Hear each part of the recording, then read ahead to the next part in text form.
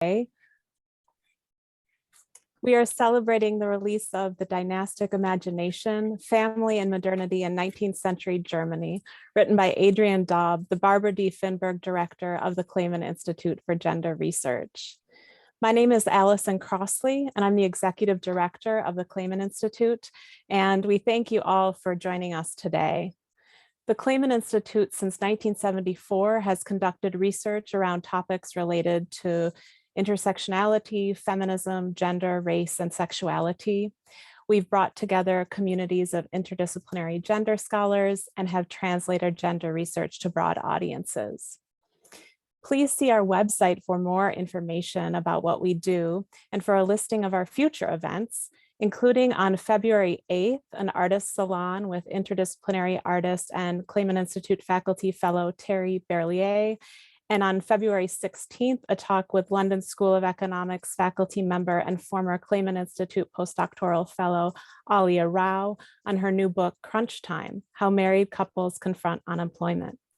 All of our events are open to everyone.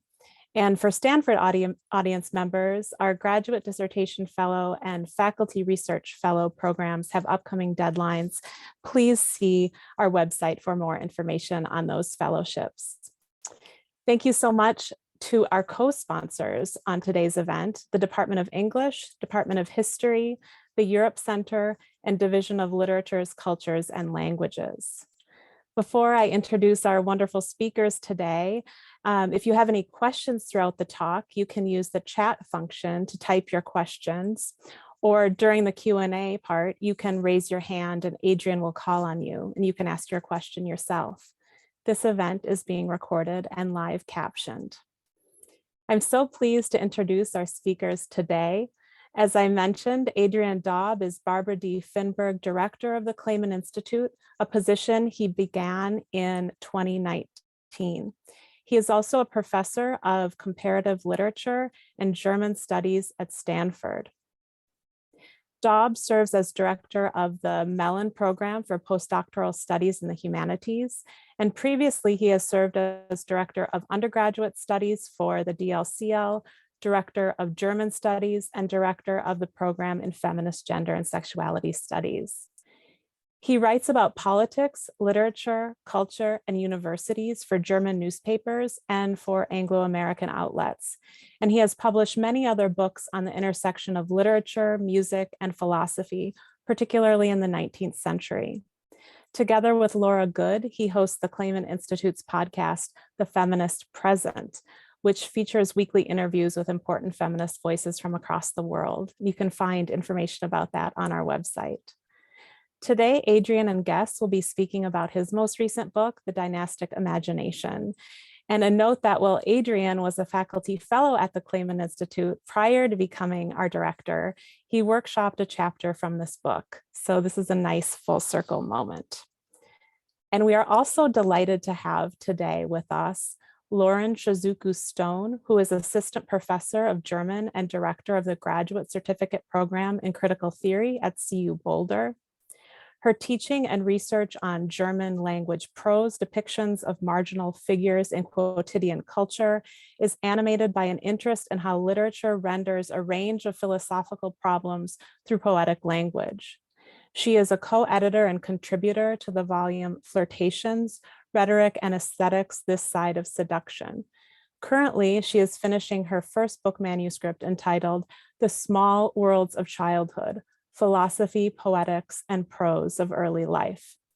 She is also beginning work on her next monograph that examines portrayals of queer desire from the standpoint of philosophy of language, phenomenology, and feminist theory. Welcome. Our next speaker, Katrina McLeod, is Frank Curtis Springer and Gertrude Melcher Springer Professor in the College and Department of Germanic Studies at the University of Chicago, where she is also affiliated with art history. She is currently completing a new book project, Romantic Scraps: Cutouts, Collages, and Ink Blots, which explores romantic practices with and theories of paper scraps. She also wrote Fugitive Objects: Literature and Sculpture in the German 19th Century. She also co-edited the volume Untranslatables: New Maps for Germanic Literatures, and 2 volumes of essays on word and image studies. Welcome. And finally, Dustin Friedman is Associate Professor in the Department of Literature at American University. His fields of research and teaching are Victorian and modernist literature, aestheticism and decadence, queer theory, the history and theory of aesthetics, and global 19th century writing. He is the author of Before Queer Theory, Victorian Aestheticism and the South, and co-editor with Kristen Mahoney of 19th Century Literature in Transition, the 1890s. Thank you so much for joining us today, and let's get the conversation started. Adrian, congratulations to you on the book, and I'll hand it over to you. Thank you so much, Allison. Thank you all for being here, and a big thank you to all the colleagues from the Clayman Institute who put this on, and then a huge, huge thank you to all the colleagues who agreed to talk with me about this book today. This is, I think, the first time I get to talk about this book after talking about a different book for what felt like way too long. So I'm really excited to get to geek out with everyone today. I found that this was a super fun book to write. It was an extremely hard book to explain what I thought it's doing. Right? It's an intellectual history of the family that is ultimately about how thinking about the family in the 19th century ended up not being very much about the family at all. Or rather, it's about family as it orders time, how it creates a sense of history, either in continuity or in discontinuity. I know we have a pretty diverse audience today, and so I wanted to, I'm not gonna have, I don't have a real slideshow here, but I have a couple of quotes I'm gonna bring in that are all in the book, just to kind of give you a sense of how this argument hangs together, just so that we're not going into the conversation totally blind. Very simply put, I was interested in moments in philosophy, literature, and so on, as well as in various sort of nascent sciences of the 19th century and pseudosciences in the 19th century. I always find those very interesting, where there was this kind of deliberate telescoping out from the nuclear family, telescoping out into sort of broader kinship structures, but I was interested in a very specific kind of telescoping out. And I was interested in the opposite moments where there was a deliberate foreshortening of what a family was. Because I should be clear for the historians in the room that there's fairly compelling evidence that the average German household didn't look that different in, say, 1780 than it did in, say, 1850. Sure, some segments of the population would sort of experiment with new forms of dwelling, new forms of togetherness, or new forms of employment that might sort of make an intergenerational household difficult, right? All these changes obviously had an influence there, but when we talk sort of about a triumph of the nuclear family in that time in Germany, it's very much not something that appears to have happened to everyday people. It happened to the thinking about the family. It wasn't the actual cohabitation of sort of father, mother, children that became sort of dominant at the time. It was the model father, mother, child that kind of did. And at its simplest, I think my book simply asks what happened to all the stuff that had to be discarded conceptually during this process, right? So let me share my screen, and I start the way I often do, to the absolute terror of my students, with a passage from Hegel, which I think does this very nicely. Make sure I can do this. Where is it here? Can folks see this? I hope that's right. I have to put my own dynasty is chiming in behind me. I apologize. Let's get that started. Okay. This is the passage from Hegel. And in sorry, that's the wrong passage. That is not good. I don't know where the Hegel passage went. I apologize. I messed up my anyway.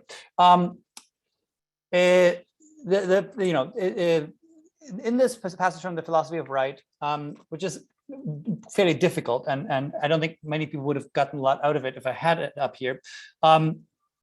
Hegel is trying to distinguish two senses of the family. He's saying, on the one hand, there's this kind of expanded sense of the family among the Romans. He's thinking of something like the concept of gens, or the stirps,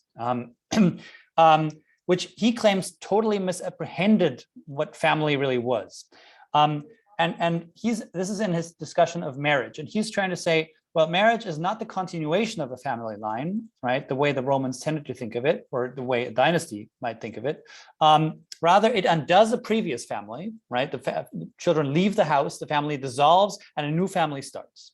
And Hegel says that this new family is, and I quote, distinct and actual, which that's one of these words that's hard to translate. Actual is wirklich. It means as it actually matters, as it becomes operative in our lives, right?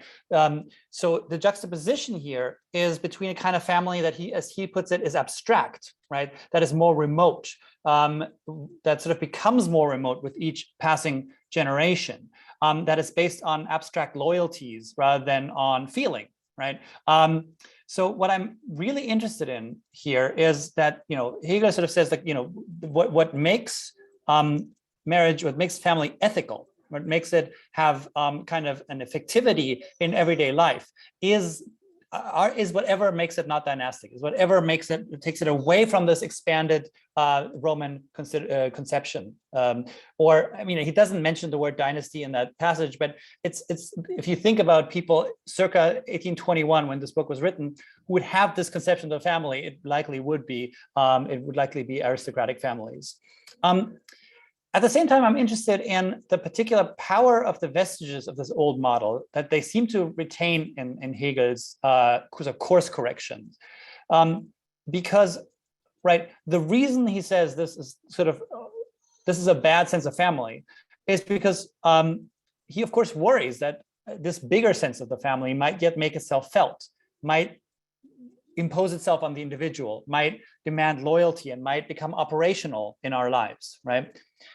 But, and here I think is the point of the book, this sense for this other family, this spectral family, this not quite real family, this abstract family became, as the 19th century wore on, interesting for thinkers and for writers who disliked the nuclear family or who wanted to articulate a different relationship to history and to society than what Hegel had sought to encode in the passage I just discussed. The dynasty became kind of a figure of interest for a broad range of thinkers, right? Reactionaries didn't like sort of, attempts at liberalization and modernization, obviously were among them, but they were not the only ones. And that's what I got interested in the book. There were those who kind of wanted to deny legitimacy to modernity, to cool, but there were also, it also became interesting to people to early feminists, to social reformers, to revolutionaries, and to early gay writers. They all found in this kind of cold, abstract, remote family that seemed kind of founded on will rather than on emotion, a useful antidote and a way to articulate kinship structures that went beyond the, by now well-documented limits of the nuclear family. My point in the book, though that's a little hard to justify in like my 5-minute spiel here, is that ultimately they sensed a queerness in what at first blush sort of would seem to us the most traditional form of family, namely the dynasty. Let me show you another passage that I talk about in the book that sort of shows what I mean by this telescoping out that I mentioned earlier. This is from a novella by Adalbert Stifter. I'm not going to read it. It's a wonderful, wonderful passage at the end of one of his novellas.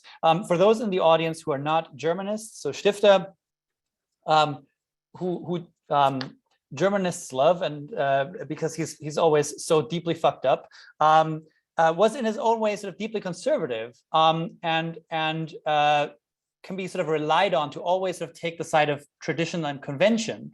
But he almost I hope this is fair. I hope the Germanists in the room can correct me if I'm wrong, but I would say that almost by accident, he almost seems to like uncover the most terrifying, claustrophobic, and deeply deranged aspects of those conventions, right? But he tends to accept tradition while nevertheless identifying it as profoundly uncanny and indeed deeply destructive, right? And here you get one of these examples where, you know, I do find this a claustrophobic passage in many ways. The story of this novella is just about men who refuse to marry. And the main point at this point of the story is simply to say, you know, something like what Lee Edelman would point to as reproductive futurism, namely the idea that the only way we gain purchase on the far future is through procreation and through extending our family, right? What I point to in my book is the way Stifter pushes that fairly conventional idea to an almost absurd, to an almost cosmic dimension. To the point that the time mapped out through one's descendants here becomes almost identical to sort of geological time. I hope you have time to sort of read through this kind of prolix passage, but I think it's quite gorgeous. Now, I realize after finishing the book that, of course, in our age of planetary destruction, where like having a child probably does mean consigning a particular glacier to, you know, oblivion. This is maybe no longer that fanciful a thought that like, you know, our family planning and, you know, geological time could coincide. But I would note that Stifter's age was only sort of starting to grapple with the time scales involved in all these processes he's describing here. This is supposed to be long. This is a long duration, right?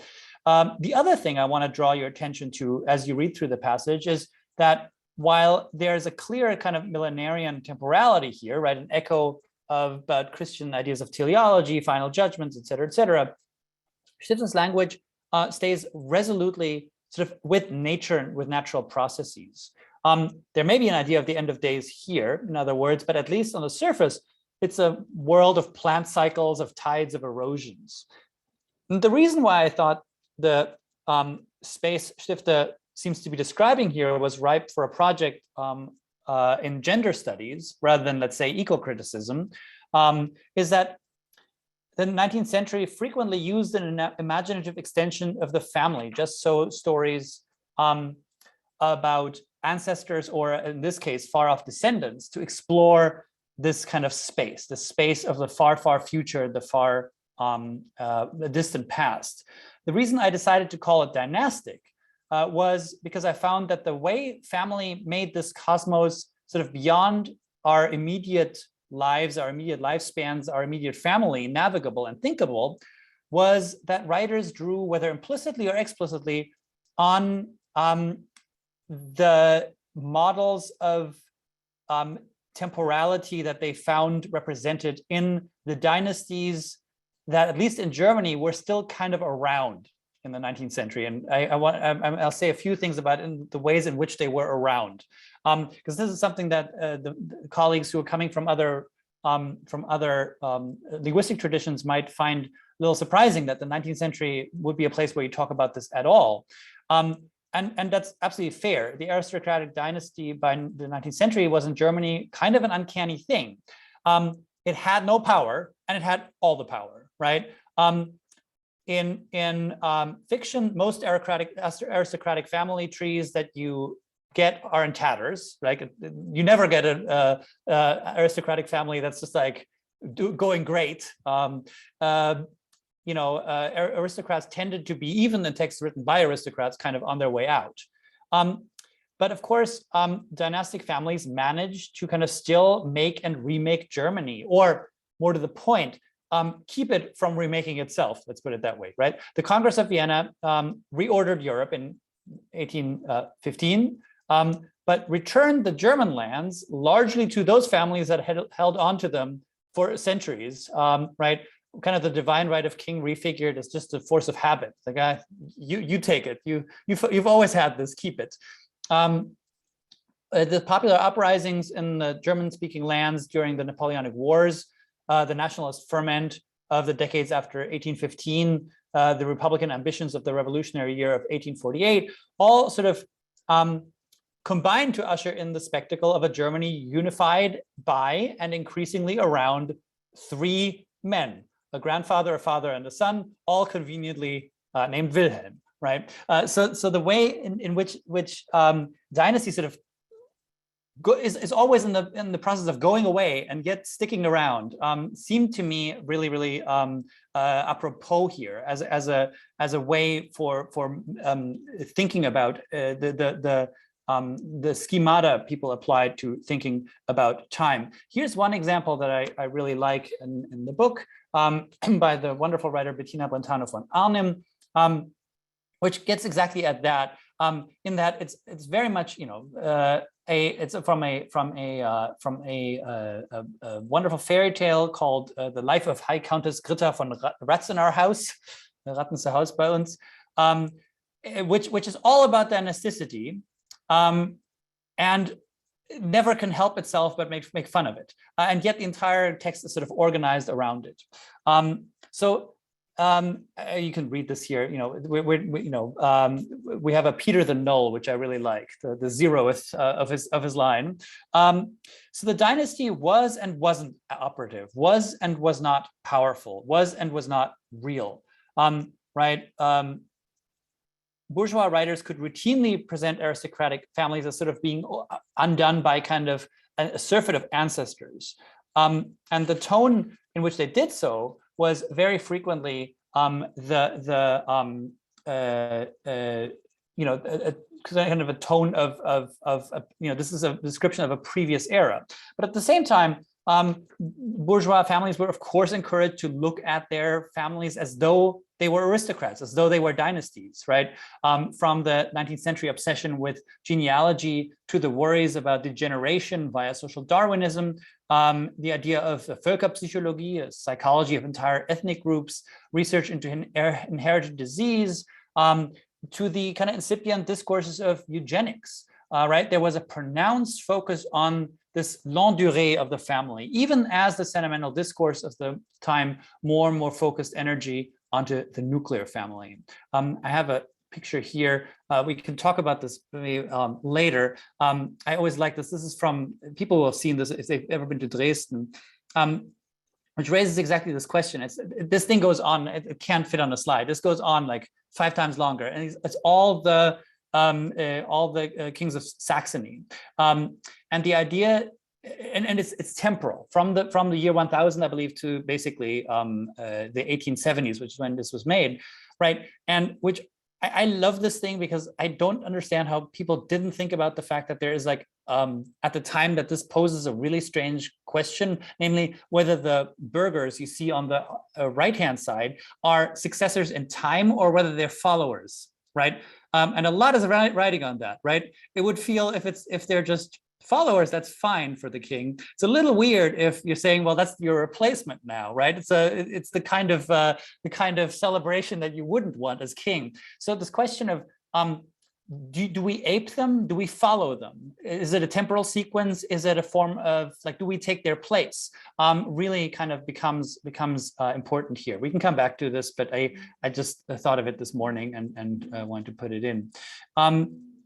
Let me close with one other passage that deals directly with this kind of 19th century obsession with the extended family and its uncanny aspects, even as the real thing became kind of less and less operative. This is from Sigmund Freud's seminal 3 essays on sexuality, and it draws on another aspect of dynastic thinking that interests me throughout my book. Freud is here making a pretty simple point.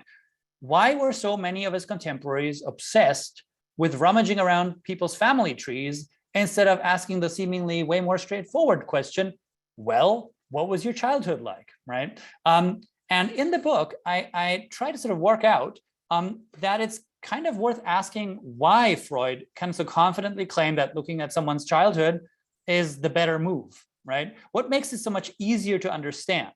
Right, and I think that there's a really interesting question here about liberalism and about humanism here, right? That Freud thinks of this as the more plausible move because it is humanistic. Ultimately, it's deeply humanistic, and it's in the end, right?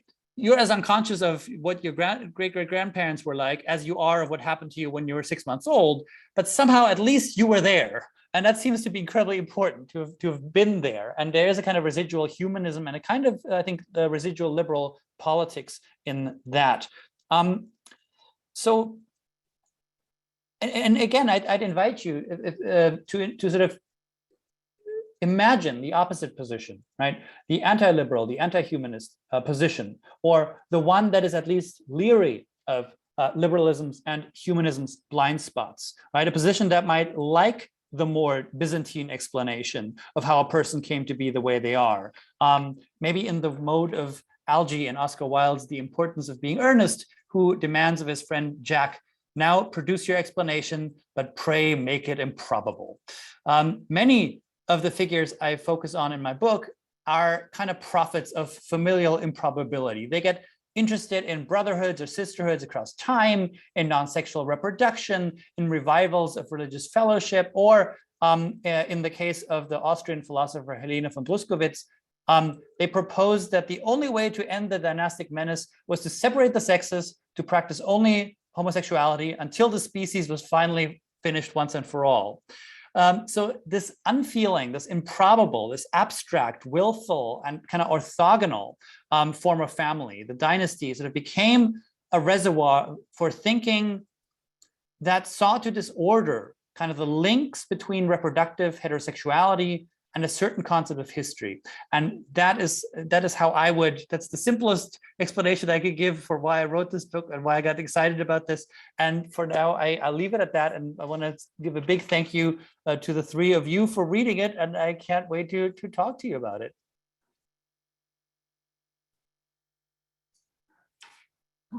All right, thank you for inviting me, Adrian.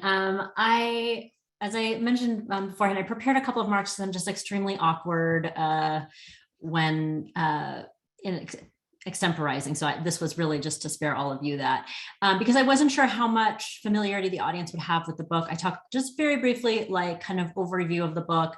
And then by way of an example, I will pose some questions. So that is kind of what I'm going to do with my little spot of time. Adrian Daub's Dynastic Imagination makes the extremely compelling case that writers in and around the 19th century were implicitly and explicitly occupied by shifting emphases within the idea of a family tree. The book enables us to see the messy and indecisive movement from the relation of branch to blossom in discourses of heredity and the nuclear family, as well as the broader canopy of foliage, if we're sticking with arboreal metaphors, but even entire stands of trees, if we're thinking in post-French revolutionary anxieties about lineage, class, and identity. The readings in the book are necessarily promiscuous. He moves us from romantic philosophy to poetic realism, from Rousseau to Wagner to Freud, and from the hothouse to the salon. The resulting book works according to a dynastic logic, linking concepts and tropes across time and space. And suddenly the well-worn literary device of the gallery of portraits shares a remarkable family resemblance with Hegelian infighting, the luxuriousness of French naturalism, the Georgia Circle's fraught relationship with its could-be Nazi offspring, and on and on. Adrian shows us how conceptions of and disagreements over what legacies are and what they do reappeared throughout the 19th and early 20th century like so many Mendelian traits. We might say he provides us with a new and more capacious mode of reading that operates like the very cousin and auntie principle that he investigates. It's easy to say that the book feels imported. I was invited to say that. But I have already recommended its reading or required its reading on comps lists as an essential text on family and feminism. As I hear my family through the door, I have my apologies. And on the effects of the French Revolution, but also as a robust theory of intellectual history and conceptual relatedness that's made possible by precisely what he calls the fantasy of perpetuity. Because his readings carefully highlight how these discourses are equally instrumental for conservative and progressive thinkers alike, we're invited to consider the animating power of vestiges of dynastic traditions that have imbued family lines, even the ones that went rogue. To my mind, the hidden value of this book is the way that the cousin and auntie principle of interpretation also teaches us to reread well-worn narratives of families that struggle to produce robust lineages. The book therefore offers readers of this period novel approaches to scenes of the family. And so I wondered whether the ideas of the book would hold for other texts. I was particularly interested in the claim that the realist dynastic imagination critiques contemporaneous bourgeois culture and does so without any particular dynastic allegiance. And so we're thinking here of Stifter, who we got a little taste of it in his opening remarks. He says the reader holds a critical gaze at familiar dynastic images. She can evaluate the sentimentality of the head of household's gaze onto his child, but also the obsolescence of the descendant wandering the dead in a gallery of portraits. The reader of the realist family narrative is invited to sit in judgment of both the mechanical, if not obsessive, project of creating familial perpetuity, and also the utter contingency of bourgeois conventions. As I was reading the book, I kept returning to the opening of another Oedipus Stifter story, a short one though, not a big novel, Tourmaline, which was published in 1852 in the collection Many Colored Stones. This two-part story is super fucked up to give the short version. Basically, it's two parts. In the beginning, we have the sudden disappearance of a bourgeois family, a father, the dilettantisch Rentier, which doesn't translate very well, his wife, and their baby. Essentially, she has an affair with his friend who's an actor, and then she vanishes, and then later she takes off with the baby. The second part of the story is sort of like a mystery in which the reader slowly learns the identity of a mysterious disfigured child who's living alone in a cellar alongside the corpse of her father. The spoiler is that it's the same father and daughter from the city. Although it's a far cry from the dynastic novels that are featured in his book, the tale relies on the same dynastic tropes. The story opens in the family's bourgeois townhouse in Vienna, and we find a room filled with portraits. Nearly every inch of the walls of this so-called parlor of heroes was covered in faces, not of family, but reproductions of famous men. And what Adrian calls the dynastic gesture enables us to see both the uncanny impulse in bourgeois culture toward ancestry in place, but also the fundamental queerness of such an impulse, one that enables even those not clearly related or clearly not related to count as heirs or forefathers. This room exhibits a classical erotics as the man of the house, the so-called rentier, would spend hours with his handsome friend, his actor friend, Dahl, in deep conversation. He equipped the room with ladders to view the pictures that were hung high. And for those that were posted low, he acquired rolling furniture of various heights in order to view the pictures, such that, quote, one could roll to whichever of the men, lay down on the daybed and gaze at the men, close quote. The narrator carefully describes how these two men reclined on daybeds would converse while beholding the images of other men's faces. Of course, when Dahl vanishes after his affair with the rentier's wife is made known, the narrator details the rentier's frantic searching all over town for his friend, which is really relative to the total inattention to his cheating wife. And it further emphasizes the homoerotic nature of the entire spectacle. So like Adrian's description of Zola's hothouse, Stifter's bourgeois townhouse also contains conspicuous consumption, rampant reproduction in the form of desiring gazes, both queer and straight, images, actors, instruments, books, and furnishings. The dynastic gesture here sprawls, tendrils seeking obsessively in all directions, staging the father's intellectual ancestry among famous cultural figures, while recalling the homoerotic forerunners of those reclined men and the would-be lovers of the symposium. What Adrian's book makes visible is not just the conflicting ideals of dynasty over nuclearity, but the ways also in which this tendency expands what the conception of relatedness can even be. These reproductions, these kind of pictures on the wall, in Tourmaline are not only of men's faces on the wall, but the reproductions also appear, as other scholars have commented, in the daughter's hydrocephaly. She's disfigured. She has a kind of big-headedness, is what the narrator describes her as. And this echoes the father's obsession with portraits. So we can add to this lineage of heads, also the daughter with her big head, and then the father when he falls to his death, sorry for the spoilers, because the disjuncture when he falls neatly distinguishes his head as the cause of death is found to be a break right at the nape of the neck. In Tourmaline, this really upbeat story, we can see that it is a queer dynastic imagination that structures all the different representations of desire. The Hall of Heroes is not just aestheticism run amok. In Stifter's text, a queer dynasty, a gallery of men of culture gazing at other men, is indeed just as Adrian summarizes the book, as what happens when the death drive takes the shape of the family. So in view of the sprawling capabilities of the dynastic imagination, I wanted to pose 2 lines of questions to its author. Number 1, how might we reconcile the productivity or reproductivity of queer dynasties with the idea of failure, both queer failure and straight failure, so to speak? Whether it's Thomas Manns, Georges, or Stifter's Renther, I'm thinking here of Halberstam's Queer Art of Failure, where he writes, quote, all losers are the heirs of those who lost before them. Failure loves company, close quote. I'm interested in how we should conceptualize the entrenchment of heteronormative anxieties that permeate and complicate normative definitions of familial or dynastic success. In the book, you address, for example, Thomas Mann's tendency to provide plausible or not so plausible heterodeniability, for example, as an example of this. And I'm wondering whether we might call this not a chosen family, but an imaginary of chosen dynasties. And if so, to what extent failure is necessary for thinking about those dynasties. And this brings me to my second related question on queer failure.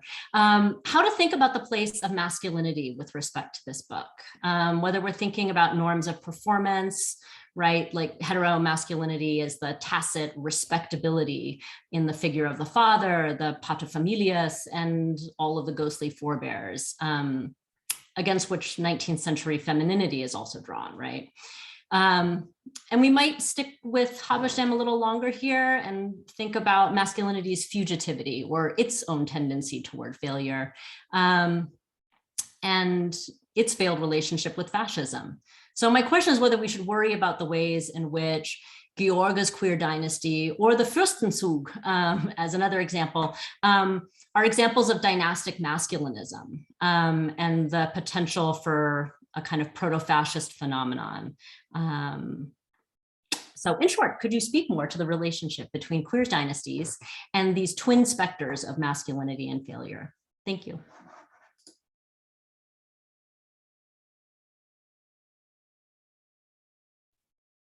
So how are we doing it? Should I say something right now, or do we want to keep going and collect questions? I actually don't know.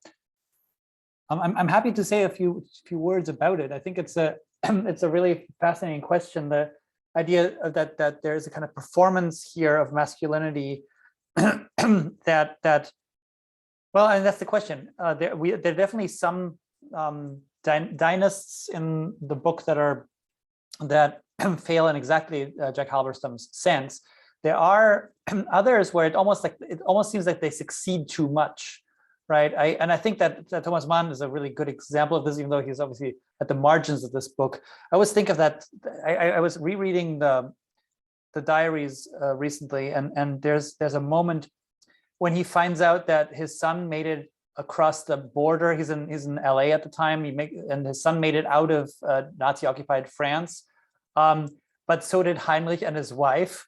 And he just records the fact, like, with regret, that Heinrich's wife, whom he hated, right, also made it out. And I think that's like, that to me is the dynastic moment that he's like, it would have been so much better if, like, I mean, it's like, you can't even finish that sentence. It's so monstrous that he's like, oh, if only the Nazis had gotten her, basically. That's sort of his idea. And it's almost like it's a failure by sort of masculinity as sheer excess, right? Like there is and that's why that's what I was driving at with the death drive idea in the book, that it really it kind of over identifies with this role. But of course that is a form of subversion, of hyper embrace kind of thing. I'll leave it at that, but I think we should talk more about the question where failure and productivity, or the productivity of failure, comes in. Thank you.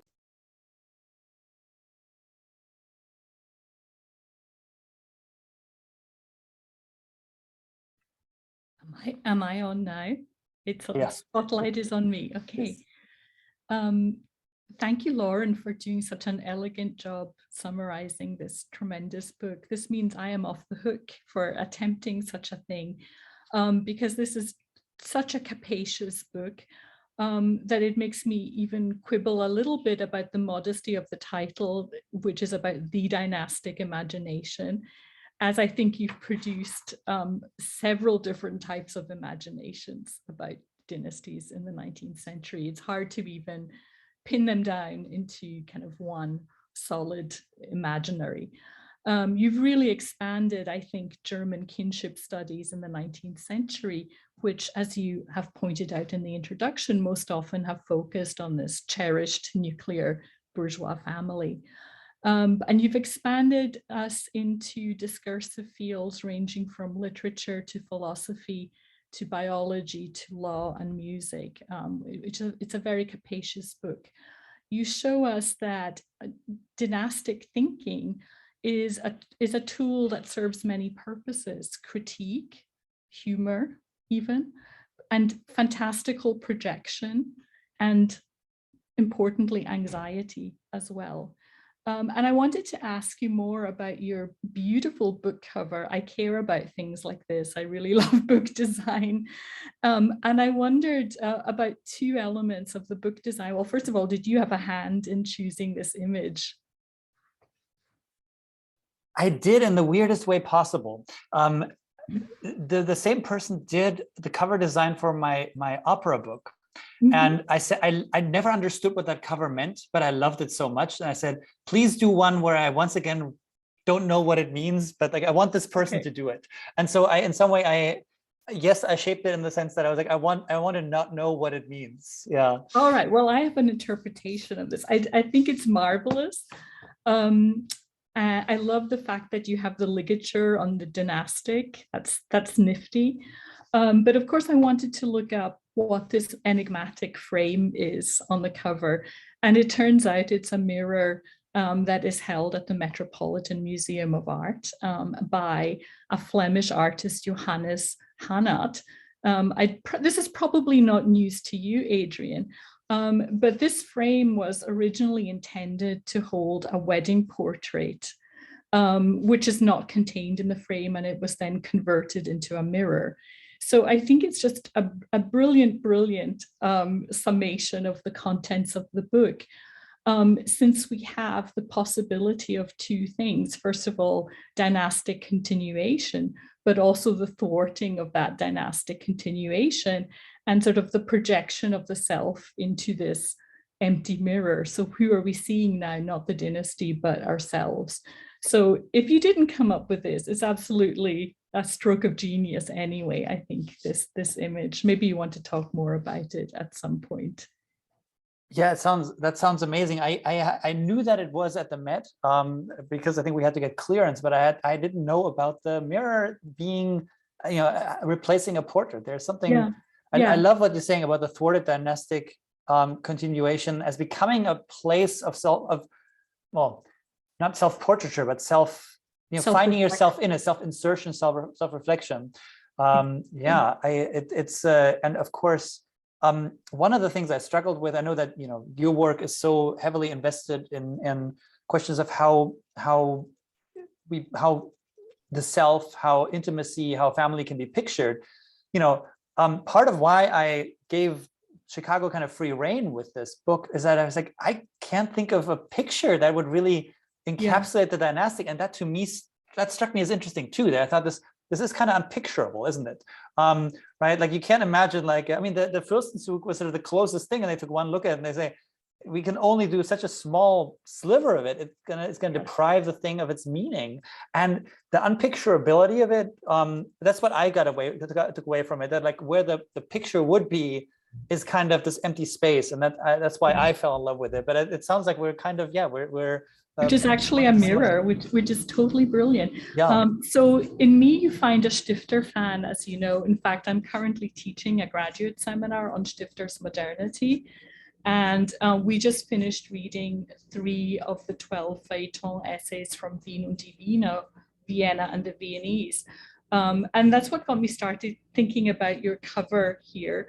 because in one of the essays, which is devoted to the flea market in Vienna, or the Tandelmarkt, Stifter is basically has the problem in British culture. We have this very barbed saying that somebody is just not quite of the right social class. They had to buy their own furniture. So that joke turns up in Succession, actually. The snooty mother comes up with that saying at a wedding. But anyway, Stifter goes to the Tandelmarkt, and his problem is he doesn't have an Ahnherr, and he doesn't have his own stuff. So he is searching for the accoutrements to furnish his house. And one of the things he finds there is a picture that he hopes will be a family portrait that he can adopt for himself.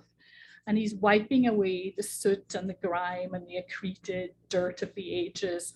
But what he finds is not a useful portrait for him. It turns out to be what he calls ein gräuerliches Porträt, Familienporträt. So it's a really kind of rubbishy portrait. So there's that hope, disappointment of Stifter. And elsewhere in those essays, I think they are super interesting for your project, because in the essay on the St. Stephansturm, he imagines the body of the Habsburg emperor. And in the feuilleton essay on the catacombs, we have the problem of the multitudinous inhabitants of the necropolis under the city, who have been severed from their dynasties and just have become worthless Unrat. So I think the dynastic problem is all through these early Viennese essays of Stifter. To connect Stifter with Lauren's observation about queer failure, I think she's really right that there is a queer dynamic through most of Stifter's oeuvre. I wanted to take this a step further, Adrian, and ask you, we have here bachelors, we have the Hagestolz of Stifter. Where are the spinsters in your book? Like, what would happen if we looked at spinster figures such as Annette von Droste-Hülshoff? And how would this expand or redefine your conceptualization of failure, dynastic failure, queer failure? So that's a question I have for you. Do you want to have a stab at it now before I move on to my other question? Yeah, absolutely. I think this is something I struggled with quite a bit, and of course, Droste-Hülshoff is in the book, but only with texts about men, and it was such a tricky thing, and I, the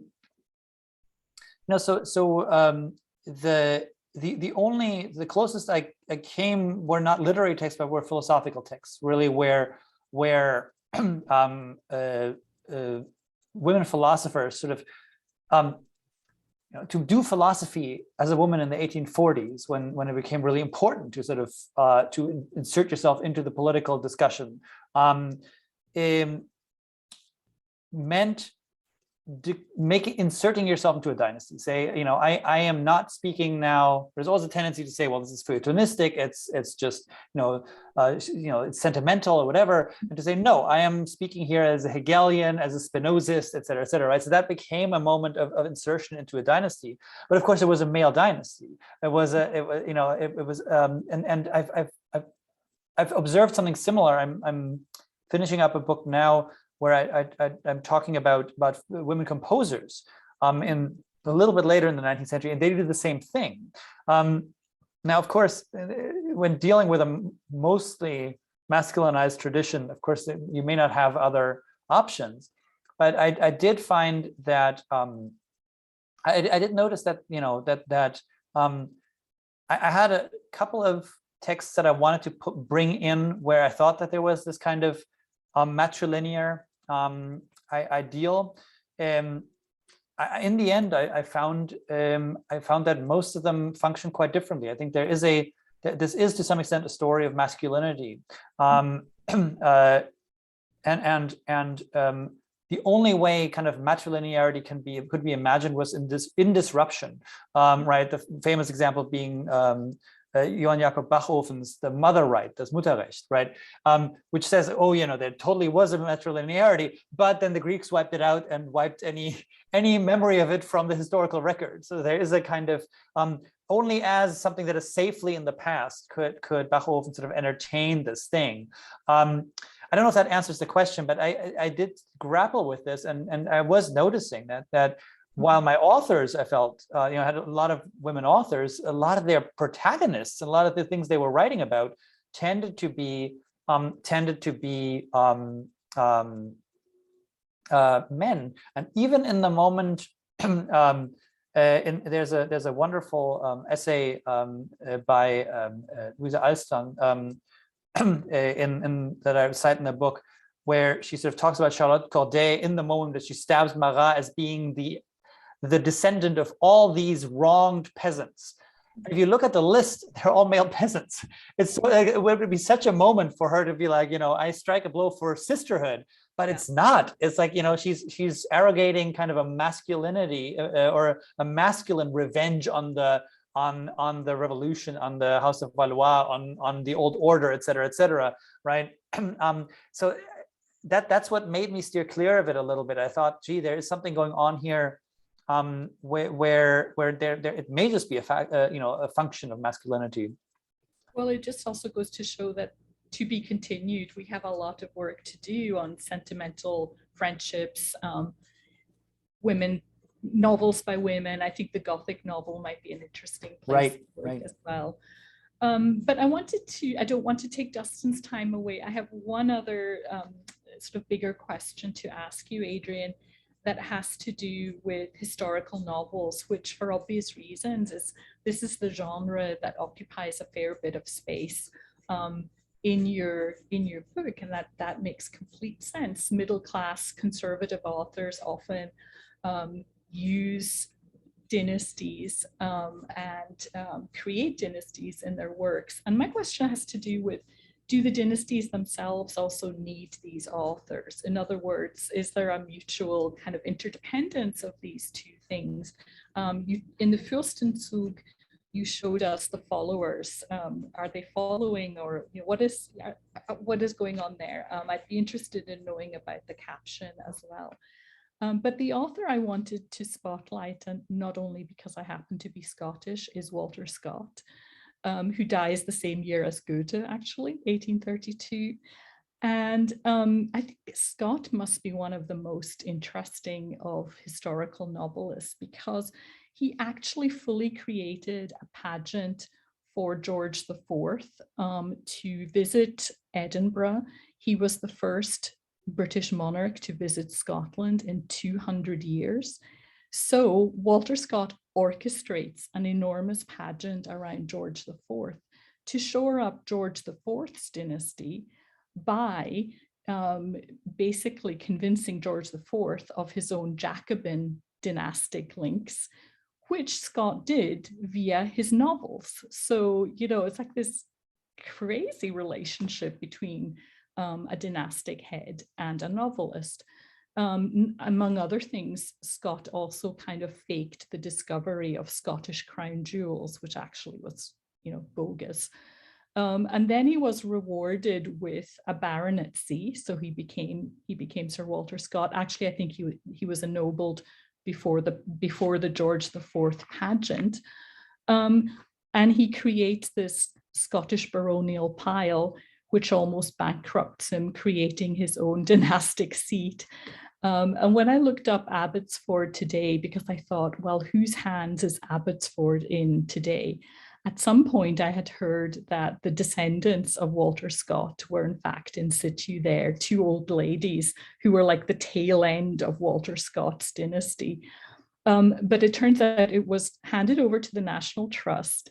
But the website is extremely interesting because on that same page where we learn about the history of Abbotsford, it tells us that the dynasty almost died out. But guess what? There are now dozens of Walter Scott not heirs, but descendants. And one of these, who happens to be his great, great, great, great, great grandson, is a trustee of Abbotsford. So this sort of insistence on the dynasty is just incredible in the case of Sir Walter Scott.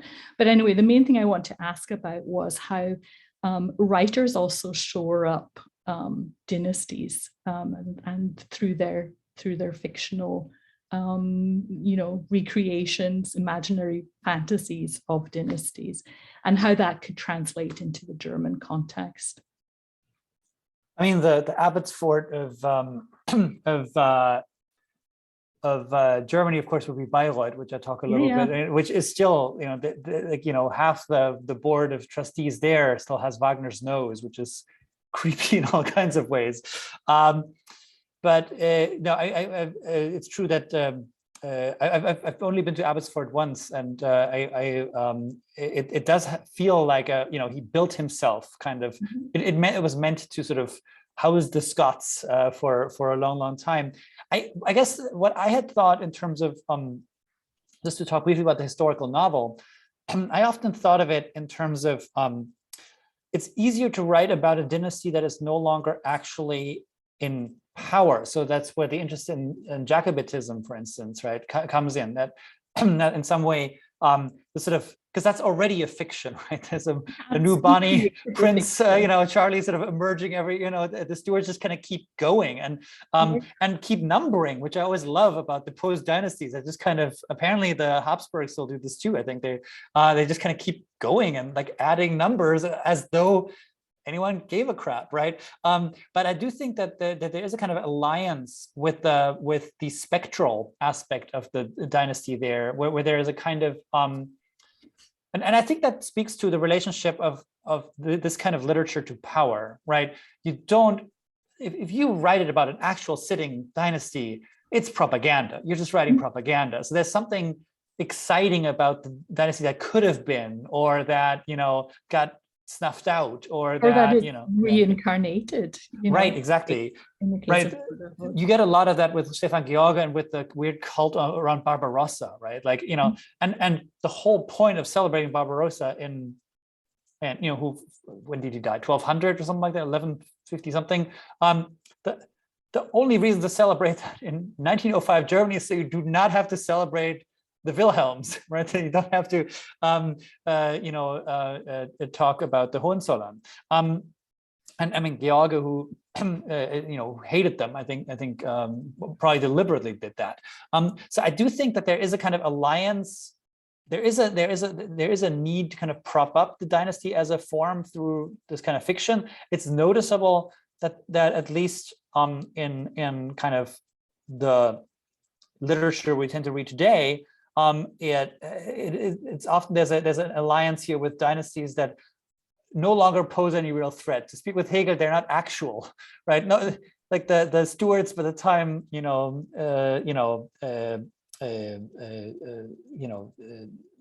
history novels get around to them are no longer in any danger of actually getting to run Scotland anytime soon. But that makes them attractive, right? Because they suggest continuity lines that are counter lines to the way history is actually progressing or moving.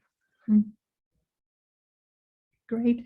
And then just one last thought. I was so intrigued about Bettina von Arnim, who puts herself in this dynastic relationship with Hegel, also with Goethe. This is intense to say the least. But I will leave it at that so that Dustin has a chance to ask his, I'm sure, really wonderful questions too. Thank you so much. Thank you for all those wonderful talks and fascinating questions. So I have just a couple of things that I wanted to say today before maybe we lead into the more sort of general conversation portion of the roundtable. So I'm coming here today, and I'm very excited and grateful to be here, feeling as something the odd one out. Because I am not a Germanist, a German studies person by training. I'm a scholar of the literature of Victorian England. So to an extent, in my book, I do talk a bit about the British reception of Hegel, right? So I know a bit about sort of Anglo-German literary relations, but not really. And Adrian, you go sort of far afield in your book as well at certain moments. You talk about Mary Shelley, you talk about Zola, there are nods at Swinburne and Wilde. But reading this book, I felt like I was reading a book that was very much centered in kind of a German discourse of the dynastic imagination. So what I kept doing while I was reading the book was I kept trying to think, is there a Victorian British dynastic imagination? And I kept wanting to say yes, but having a hard time doing so. Because I kept trying to think, like, is there any kind of grouping of texts that from Victorian England that I could call dynastic? And I had a really hard time thinking of anything that didn't present dynastic aristocratic families as somehow representative of immorality or decay. When you look, especially at sort of high Victorian literature and the high Victorian novel, you very much get a sense that the emphasis is on the family romance in this trajectory, which is leading to sort of like the early humanistic Freud, as you identify. And thinking about, Foucault's point about the 19th century seeing this intense sexualization and eroticization of the nuclear family, really, like most Victorian literature kind of bears that out. So I was thinking, okay, is there any sort of moment of kind of dialogue here? And what I started thinking about was literature of empire, okay? And I was thinking about writing, especially after the Sepoy Rebellion in 1857, right? When England starts to really kind of start to reimagine its relationship to its empire. And you get this really kind of intense outburst of writing, which talks about the empire in India, especially as part of, this larger imperial family. But I kept thinking about it. I'm like, well, actually, this is more just kind of like the bourgeois nuclear family, right? With England kind of presenting itself as the stern but loving parent, and the colonies as the beloved but wayward children. So then I thought some more, and I was thinking about, okay, what if we look at the 1890s, right? When we see this moment of, famously of this intense critique of high Victorian bourgeois values. And the thing I kept running up against is that these critiques, unlike the critiques of the bourgeois family that, Adrian, you identify in your book, they seem to be not dynastic, but very intensely individualistic, right? I'm thinking of, the figure of the new woman, right? Who is rebelling against sort of separate spheres ideology, notions of the nuclear family, but in a very kind of sort of individualistic, almost kind of capitalistic sense. I'm thinking about the sort of paranoid eugenic Gothic plots that you get at the end of the Victorian period, like Robert Louis Stevenson and H. Rider Haggard. And the closest thing I could think of related to dynastic imagination is from H. Rider Haggard's novel She, which is, if any of you are unfamiliar, it's sort of an imperial adventure, imperial romance novel, which is ideologically totally rancid, but kind of a fun romp, nevertheless. But there's a moment in the book where Leo, who's one of the main characters, his lineage gets revealed, and it's revealed that his long ago ancestors were a Greek nobleman and an Egyptian priestess of Isis. And then it tracks the family history through Rome, through the Holy Roman Empire, into England with the Norman invasion. And then the family eventually become brewers. And then I wanted to quote Haggard directly here because it's so lovely. He says that eventually the family preserved a dead level of respectability and a still deader level of mediocrity. And it's the modern version where the protagonist, Leo, the guy is now just a middle-class Victorian guy. Another moment where I thought I might have seen a parallel was in the kind of queer Hellenism that you see at the end of the Victorian period, you know, figures like Walter Pater, Oscar Wilde, my favorites. And you do see these moments where sort of like, as you identify in Georga, someone like Wilde making analogies between himself and these figures in ancient Greece, right? And through notions of sort of spiritual procreation. But I think compared to, Adrian, what you're talking about in terms of the dynastic imagination, these are very much sort of notional ancestors rather than sort of thinking about it in any kind of familial sense. And where this really came home to me was reading your chapter on the family portrait gallery. And I was thinking the only thing that I can think of which was even sort of analogous to this was in Wilde's picture of Dorian Gray. Of course, in Dorian Gray, though, there's no family portrait gallery. The picture is of himself, right? And it's a picture that's not displayed. It's stored, you know, it's hidden in the nursery, the unused nursery upstairs. It's closeted, you know, Freudian readings aplenty. So it seemed to me that like what we get here is, even at the end of the century, with these critiques of the bourgeois nuclear family, is that it's still very deeply individualistic and not dynastic. So this all leads me to the two big questions that I have for you today, which are, one, having written this book and reflecting on it now, like exactly how German is the dynastic imagination in your take? And also, second of all, do you see any connections between the dynastic imagination and the imperial imagination? Like, how does that dynastic imagination play any sort of role in imperialist ideology? And those are my two big things. Fantastic. Thank you so much, Dustin. These are great questions and great points. I came away, I initially wanted to write this book as being more European than it ended up being. And I really kind of borrow very advisedly in moments where I think I at some point thought, well, the individual parts of this story repeat, right? The Hegelian reception in France has some echoes. The romantic, the way romanticism sort of sours on organic form has obviously cognates in England. My Zola chapter, I could have made the same argument about German naturalists, but they're so boring, I didn't want to do it, frankly, was sort of what happened.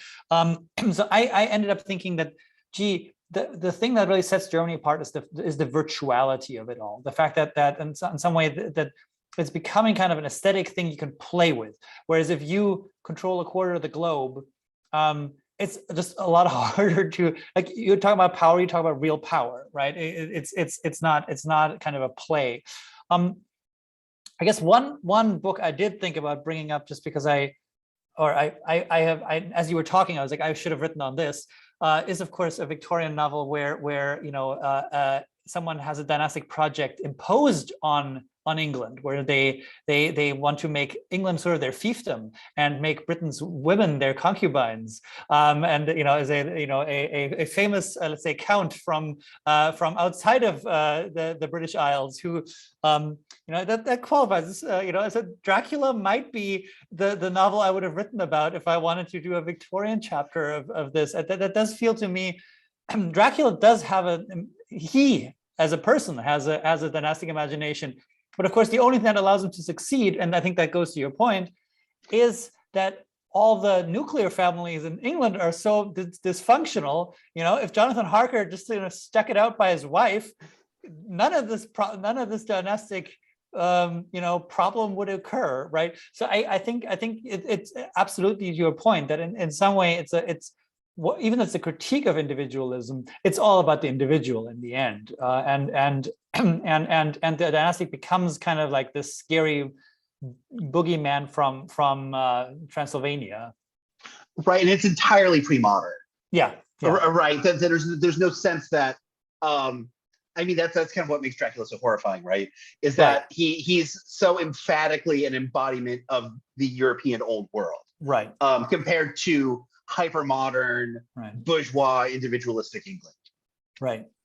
And so I guess that is that I would definitely say, you know, also, I mean, I don't want to go to a sort of belated nation kind of trope here, but modernity, the experience of modernity in Germany is just different and more compressed than it is in the British Isles. So I think that that's another aspect that I think I don't want to overplay that. I don't like this whole, like, you know, well, Germans were new to this. It's like it often sounds like you're excusing something, you know, of all the horrible things that happen afterwards.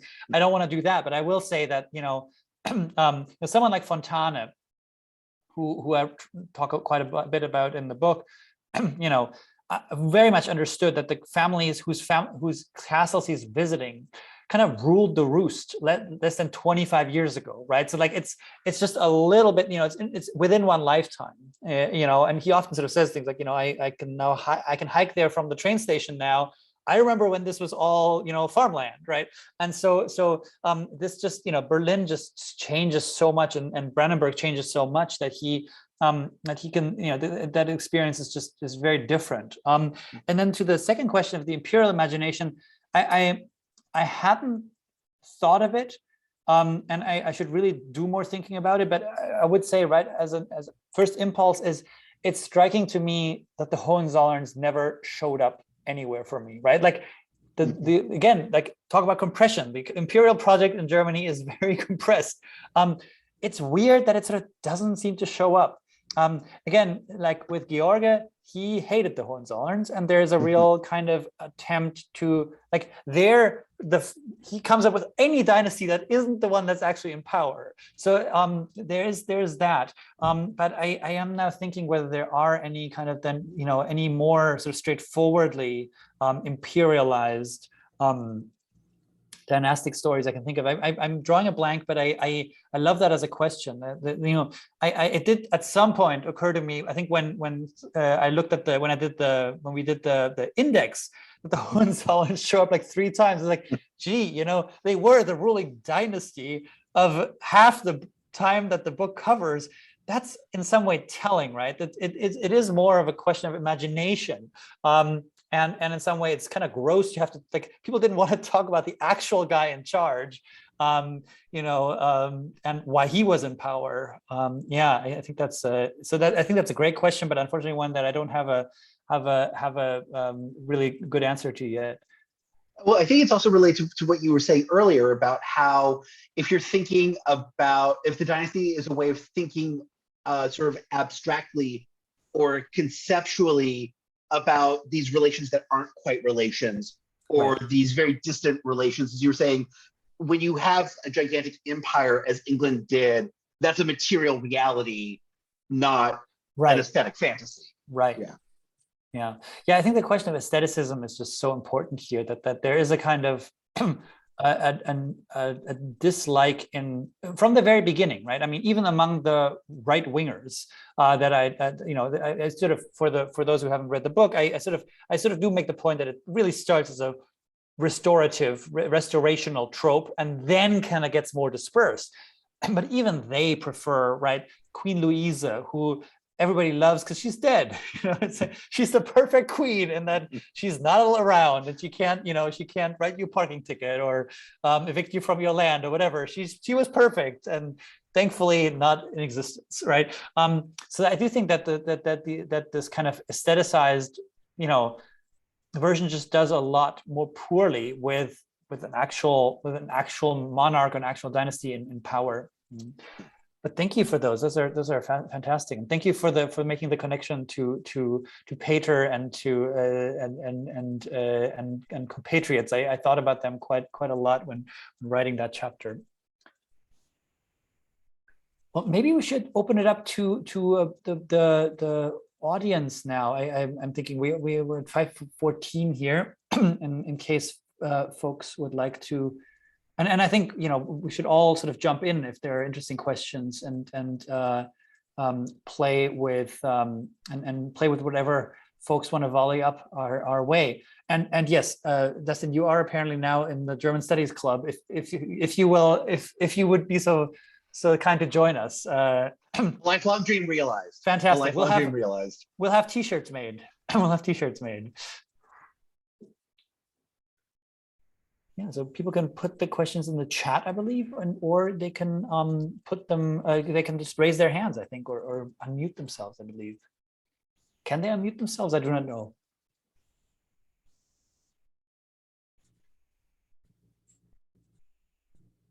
Yeah, I think, while we're waiting for questions, so one, I feel like, thank you, Katrina, like if we did our job and like a bunch of people enroll in like random like poetic realist classes after this, like, I don't, like done,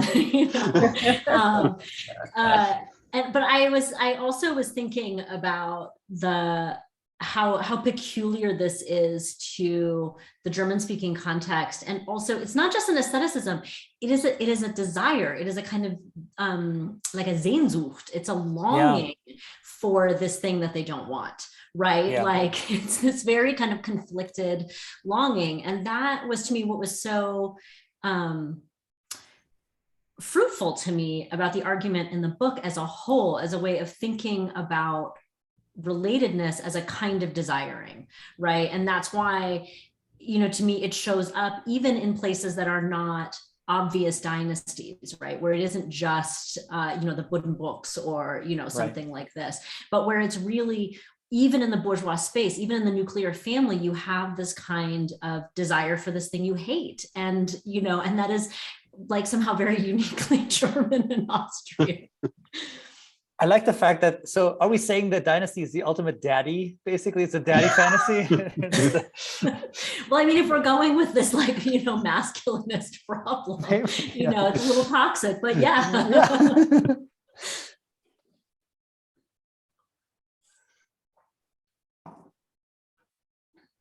There was a question about contemporary dynasties. I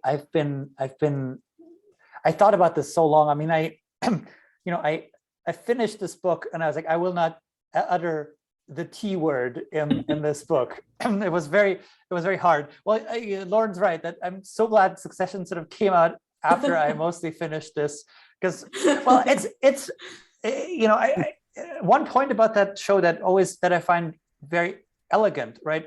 The repetition compulsion, the way it, like, my dynasties are always driving forward. The way Succession just plays the same damn episode, I mean, in a beautiful way, but it's just like they end up in the same damn position all the time. Really feels like kind of one step further. And I think I'm glad that it didn't exist, because I think it would have made it, in some way, it does something different. But the other thing that I like about it, one thing I like about it is, in terms of thinking about my book, I also just like it as a show, is the way the title kind of misleads you, right? Like, it's like, the question is like, which one of them will succeed? I was like, should any of them? These people are total mediocrities. And it's this modern form of the corporation where you have the sort of the trio, you have the trio of the children, you have the trio of the managers who are all and like the cousin. Right, cousin Greg. Who could forget your cousin Greg? Actually, 4 children, Adrian. You're forgetting Connor. That's right. Connor. I'm always forgetting Connor. Everyone's forgetting Connor. Everyone forgets Connor. But then there's this trio, right, of people who are actually competent, and it's like, gee, like, why don't they run the damn shop? Like, it seems like they were trained to do this, not like physically or mentally abused to the point where they like were delusional enough to think they could do this. And to me, that does make an important point about the dynasty, that like it's like you're fed enough delusion to kind of carry things on. You're not competent, you're just deluded. I kept thinking when I was reading your Freud chapter about the episode where they go to therapy. Oh yeah. And it's a complete disaster. Yes. Right. And I was trying to think, okay, does it have to do with the fact that therapy, the sort of the what it's showing on the show, which I think is supposed to be a kind of version of psychoanalysis, right? is tied up in this Enlightenment humanism, which isn't going to work for this kind of postmodern, late capitalist Right. version of the dynasty. Yeah. But there's something also, I think I mean, I see why you're grateful that it was not in existence at the time you're writing the book, because it would have complicated the framing, and you would have been like obligated to talk about it. And the show is probably not worth that. But I think as an avid consumer of this show, there's something that feels that's like so regressive about it that it feels like the realist period, the poetic realist period. You have all this anxiety about like stepmothers and like legitimacy and the sort of anxiety of heredity, like, are these really my children? Right. Like I'm both like obligated to them, but I'm horrified by what they're like. And at the same time, I can't go outside of this sphere, right? He can't actually give it to, I'm sorry if there's people watching this that are just now watching the show. He can't give it to Jerry, right? Like you can't, she's a woman, she's not in the family. But his wife is also, you have all of these, also very masculine. I mean, when you think about the kind of, and there it's like, I almost think of like earlier Halberstam, like thinking about the problem of like performing masculinity is really at work there. But, in a way, not to say that like Succession is like indebted to 19th century German realism, but the ways in which that kind of like conservatism, the kinds of like warping that it does to families in this sort of like dynastic desire, I think there is a kinship there. And then there's a Freudian kinship. I mean, any show that concludes on the line, "Did mom just fuck us?" And it's like, well, our work here is done. But there is also an interesting refusal, Lauren, in Shiv's refusal to get pregnant, but she will freeze her eggs. Oh, yes, absolutely. So she will invest for the potential future just in case. Yes. But also the investment in those eggs is also just to keep the husband, in theory, in line, which whether or not he actually stays in line is to be determined. Right. And I mean, there's also the sense where the sort of the dynastic element there, right?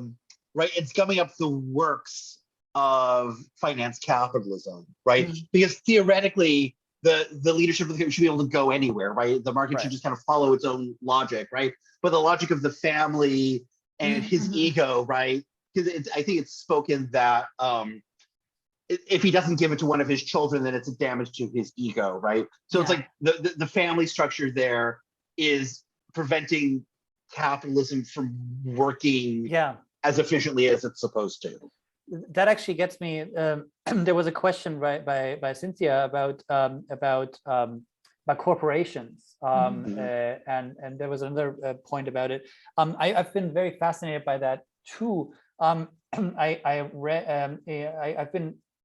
wrote a book on Silicon Valley, and I've been fascinated by the way so much sort of self-creation myths in Silicon Valley are covered for family money, and that really made me think about that too. But the way in 19th century fiction, right, it's often that the family, again, you're absolutely right, gums up this Buddenbrooks, right, gums up the works of capitalism, right? There is something, it's too personal. It's just not going to work. But that, of course, is itself a cover fantasy, because in the end, it turns out the two are fairly compatible. And so I've become very, very fascinated with the way new money can actually turn out to be quite old. And Silicon Valley is a pretty good example of that. And I've been very fascinated by that, precisely because it struck me as surprising. And I was like, why are you surprised? Like, what's behind all this? Like rich people didn't get rich because they're bad at, because they're not able to inculcate a sense of how to make money to their children. And so, but I realized it was because I'm reared on 19th century fiction. To me, these things were like for you, two trains that sort of are barreling against each other, and it's just going to be a terrible catastrophe. And I was sort of insensate to the moments and downright surprised by moments when that wasn't the case.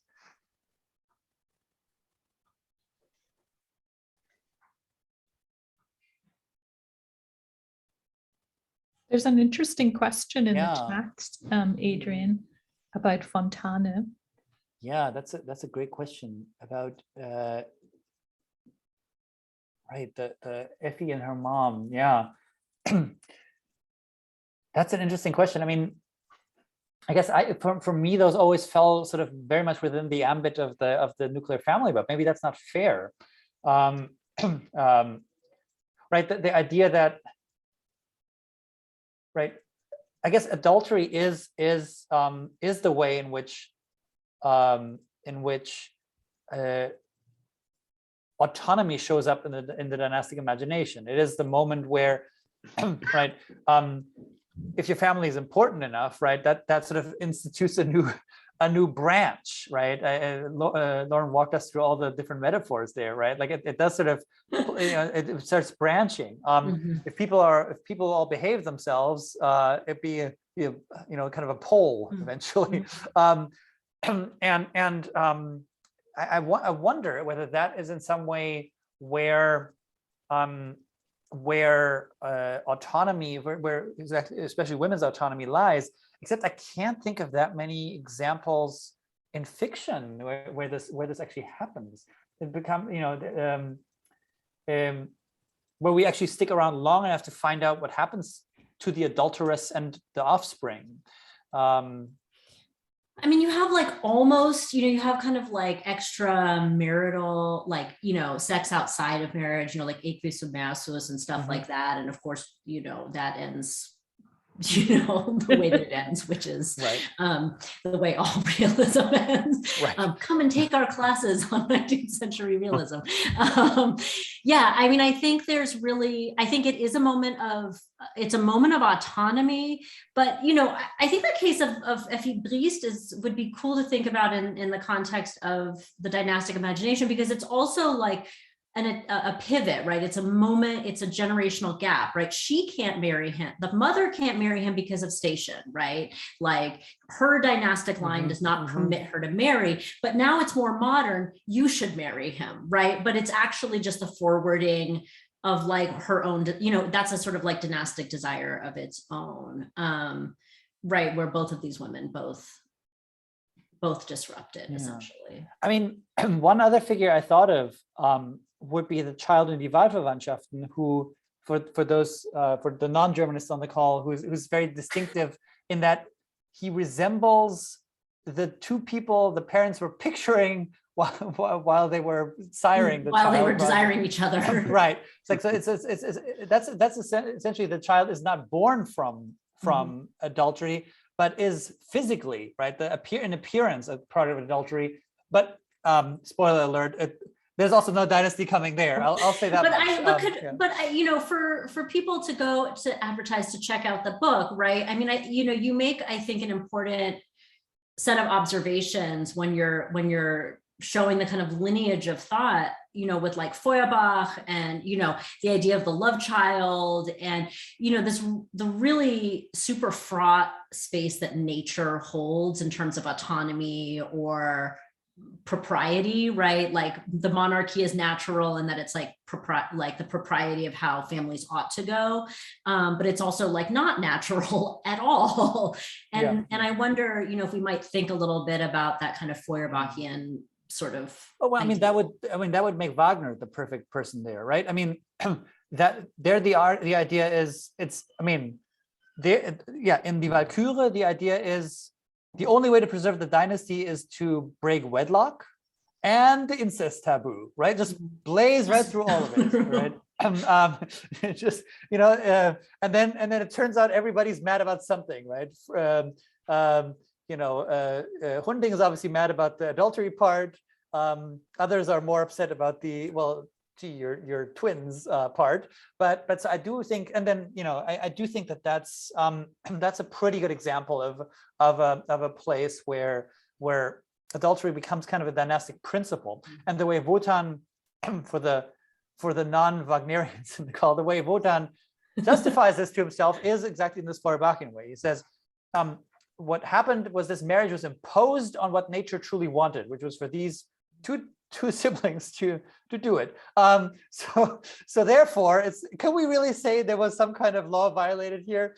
To which, of course, his wife says, yes, we very much can. But still, that's they agree to disagree in that particular act. But that's the idea that